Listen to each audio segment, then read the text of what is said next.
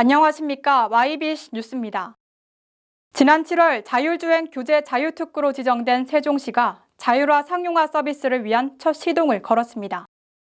대전시는 지역 중소기업 발전과 지방정부와의 협력 강화를 위한 간담회를 열었습니다.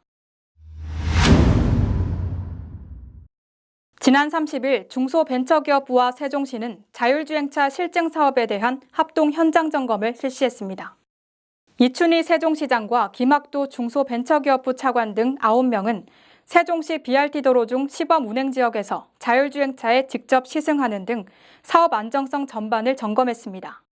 세종시는 2020년 1단계로 자율주행 시범 운행을 통해 안정성과 사업화 가능성을 높이고 2022년 이후 자율주행 서비스를 상용화할 계획입니다. 이에 따라 규제 자유특구로 지정된 세종시에는 BRT 일부 구간 등에서 실제 승객이 탑승하는 자율주행 버스 주행이 가능해질 전망입니다. 한편 중기부는 이번 현장 점검을 시작으로 전국 7개 규제 자유특구의 안전 대책 등을 보완하기 위해 현장 점검반을 운영하기로 했습니다. 지난 1일 국회 더불어민주당 대표실에서 세종특별자치시 예산정책협의회가 열렸습니다.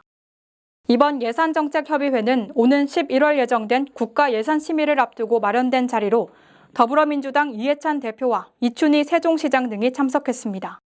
세종시의 행정기능 강화를 위한 예산과 입법 지원 방안 등이 논의됐으며 이춘희 시장은 국회 세종의사당 건립과 세종시법 개정, 세종시 철도 교통망 구축 등을 건의했습니다.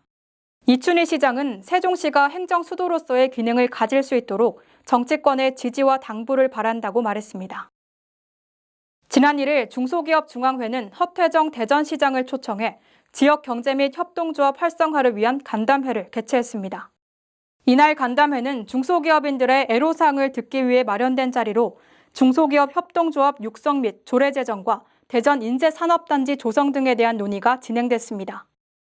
김기문 중소기업 중앙회장은 경기 침체와 일본 수출 규제 등 어려운 경제 여건 속에서 지역 소상공인과 중소기업을 위해 대전시의 역할이 중요하다고 말했습니다.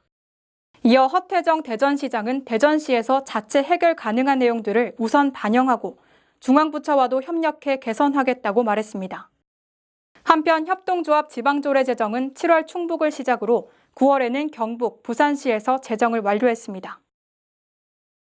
상상 속에서나 존재했던 자율주행 시대의 미래가 눈앞으로 다가왔습니다. 2022년에는 세종시에서 자율주행 버스가 승객을 태우고 달리는 모습을 볼 수 있을 것 같은데요. 자율주행 기술의 궁극적인 목적이 안전한 이동인 만큼 안정성에 대한 검증이 무엇보다 중요할 것 같습니다. 지금까지 YBC 뉴스 이나인이었습니다. 시청해주신 여러분 고맙습니다. 보다 더 편리한 도시와 신뢰할 수 있는 환경, 그 안에서 행복한 삶을 누리는 사람들. 사람 중심, 새로운 용인을 만들어갑니다. 지금 평택의 새로운 시대가 열립니다. 문화로 하나 되며 평화로 하나 되며 대한민국에서 가장 빠르게 도약하는 도시 평택. 혁신적인 일자리와 자연 속 휴식이 공존하는 도시. 행복한 도시, 건강한 도시. 평택이 희망찬 미래를 열어갑니다.